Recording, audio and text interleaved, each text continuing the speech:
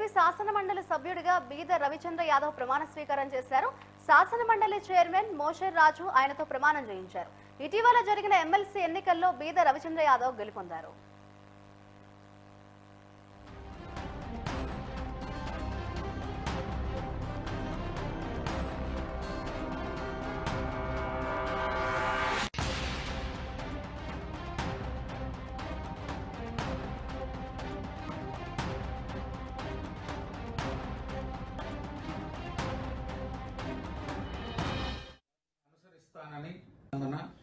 శాసనం ద్వారా నిర్మితమైన భారత రాజ్యాంగం పట్ల నిజమైన విశ్వాసం, విధేయత చూపుతానని, భారతదేశ సార్వభౌమాధికారాన్ని, సమగ్రతను కాపాడుతానని, నేను స్వీకరించబోయే కర్తవ్యాన్ని శ్రద్ధాశక్తులతో నిర్వహిస్తానని దైవ సాక్షిగా ప్రమాణం చేస్తున్నాను.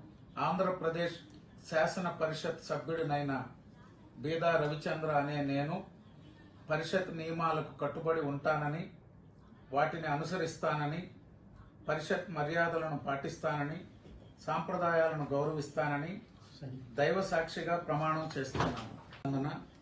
శాసనం ద్వారా నిర్మితమైన భారత రాజ్యాంగం పట్ల నిజమైన విశ్వాసం, విధేయత చూపుతానని,